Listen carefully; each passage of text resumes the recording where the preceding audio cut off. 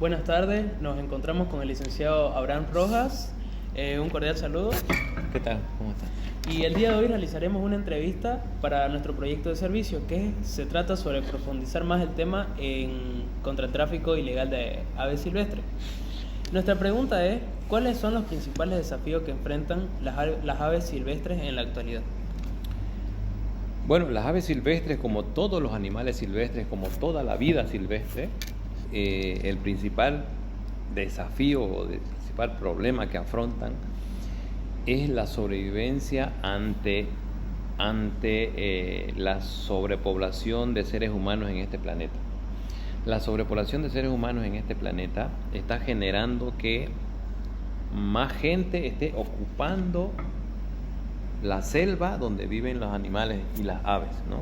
Hay más gente, esa gente tiene más requerimientos de comida y de todo lo que necesita el ser humano, y eso lo extrae en gran medida sacrificando al bosque de donde extraen comida, madera, tienen que tumbar para extraer ¿qué se llama?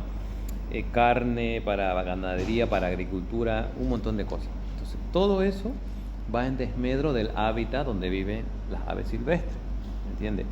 Ese es el principal problema. Todo eso hace que los principales afectados sean los animales silvestres, la vida silvestre, ¿no? Y entre ellas las aves. Licenciado Abraham, ¿nos puede mencionar algunas especies de aves silvestres que enfrentan mayores riesgos de extinción actualmente? Bueno, actualmente pues tenemos una lista de especies en peligro de extinción a nivel global. Ahí, si usted busca en el internet, lista roja de especies en peligro de extinción, a veces las aves que están amenazadas.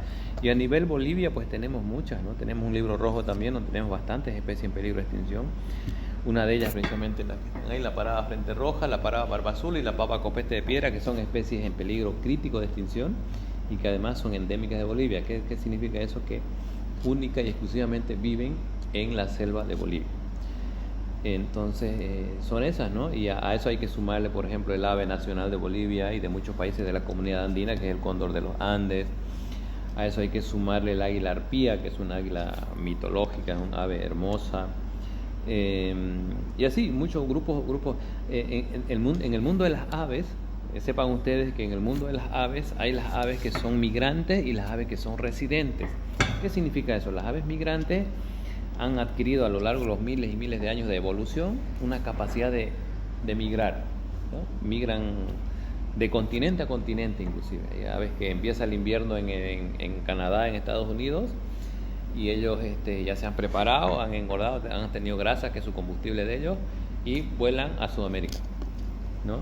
En Sudamérica llega el invierno, se pone difícil y vuelan hacia allá a reproducir allá, y así. Hay muchas aves esas son las migrantes, ¿no? De que hasta cierto punto pueden un poquito hacerle gambeta a los problemas ambientales, ¿no? O sea, se pone difícil acá, yo vuelo y me voy. Pero hay aves que son residentes, y las aves que son residentes no migran. Entonces así o sí están todo el tiempo en el bosque, en la selva donde ellos están.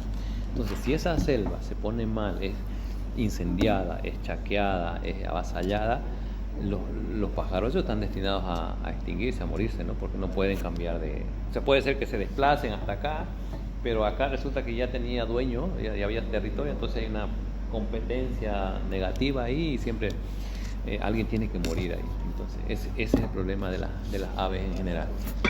En Bolivia, ¿qué medidas se toma para proteger y conservar las aves silvestres en su entorno natural? Bueno, en Bolivia yo siempre digo lo primero que hay en Bolivia es la parte legal, que dice que está prohibida la caza, la tenencia, el transporte y comercialización de animales silvestres, entre ellas las aves, y sus derivados. Es decir, derivados puede ser plumas, puede ser carne, puede ser cuero, ¿no? Dice, lo repito, en Bolivia está prohibido la caza, el transporte, la tenencia y comercialización de animales silvestres y sus derivados, ¿no? Derivados ya les dije que eso está prohibido, ¿no? Ahora, eso protege hasta cierto punto, pero ustedes saben que la ley no siempre se cumple. Por un lado eso. Por otro lado, en Bolivia y en muchos países está el Sistema Nacional de Áreas Protegidas, ¿no? Bajo el cual están los parques, reservas naturales, ¿no? Que han sido creadas con el fin de Es decir, los parques nacionales, acá en Santa Cruz tenemos el Parque Amboró, Parque Noelquén, Parque Gran Chaco, ¿no? Esos parques son pedazos de bosque únicos, muy, muy importantes, que se los cuida como parques, para que ahí estén los animales bien, ¿no? Eso está dentro de la planificación. En los países bien desarrollados planifican su desarrollo, su territorio. Aquí va a ser parque, aquí va a ser vamos a proteger a los humedales, es decir, acá hay un curiche, hay un río. Aquí podemos desarrollar ganadería, aquí podemos desarrollar agricultura. Eso es planificar, ¿no? De acuerdo a cómo es el suelo, ¿no? Se planifica. Entonces, si hay un lugar para parques, para reservas, donde se va a dejar el monte, entonces, en cierto modo, se garantiza que ahí van a vivir las aves bien, ¿no? En Bolivia tenemos un sistema nacional de áreas protegidas, en el cual hay 23 parques en Bolivia, y por lo menos ahí dentro tendrían que estar protegidas las aves. Pero bueno, sabemos que en Bolivia también se ingresa, se avasalla, hay chaqueos, hay deforestación en las áreas protegidas también. Sabemos que la venta ilegal es un problema. ¿Qué acciones cree usted que deberíamos tomar para combatir la venta ilegal de aves silvestres? Sí, como vos lo decís, es ilegal. Entonces significa que la ley lo prohíbe. La pregunta aquí es ¿por qué no se cumple la ley? ¿No es cierto? Si es ilegal, ¿por qué se tiene que hacer? Entonces ahí nos dice que tenemos un sistema coercitivo, es decir, los encargados de hacer cumplir la ley no están haciendo bien su trabajo, pero por otro lado, la gente debería ser consciente de que eso no está bien, ¿no es cierto? Y por lo tanto no debería esperar que venga la ley o el policía o no sé quién a decirle eso está prohibido. La gente de propia conciencia debería saber, bueno, las aves hay que cuidarlas, hay que protegerlas porque son parte de nuestro ecosistema, y nuestro ecosistema nos provee servicios ambientales, etcétera, etcétera. Entonces, así debería ser, eso es en un mundo ideal, ¿no? Pero sin embargo lo que pasa es lo contrario, ¿no? Bolivia es uno de los primeros países de Sudamérica en índice de deforestación. Saben que en Bolivia se deforestan 350.000, casi 400.000 hectáreas por año de bosque. Eso repercute, imagínense cantidad de aves que quedan sin hábitat. Y tráfico, ni qué decir, siempre hay en las rotondas, en los mercados, vendiendo así clandestinamente animales. Entonces hay algo que está fallando ahí. Uno es que, y no vamos a decir que no hay leyes, sí hay leyes. Lo que pasa es que para que un país, un pueblo cumpla la ley, tienen que ser muy conscientes, ¿no? Tienen que haber recibido una educación muy, muy, muy fuerte para que ellos puedan cumplir eso de voluntad, no por obligación, ¿no? Los animales que están aquí en el zoológico son animales que ya sí o sí necesitan de la gente, ¿ya? Han sido mascotas, han sido rescatados, recuperados. Y esos animales, estén o no estén con gente, es lo mismo. Lo que les importa a esos animales es que no les falte comida, agua, vitaminas, cariño. Eso es lo que realmente les importa a esos animales. Y el bienestar de esos animales lamentablemente está en dependencia del ser humano. ¿Qué recursos se destinan al cuidado de las aves silvestres aquí en el zoológico? ¿Aquí en el zoológico? Sí. Bueno, el zoológico, bien que me preguntas eso, porque el zoológico es una empresa municipal desconcentrada. ¿Qué significa eso? Que tiene que recaudarse sus propios recursos para su manutención, su sustento, ¿no? El zoológico vive de las entradas. Si no hay entradas, no hay comida, en otras palabras. ¿Qué condiciones suelen enfrentar los animales durante su captura, transporte y a veces venta ilegal? ¿Y cómo afectan estas condiciones en su bienestar y supervivencia?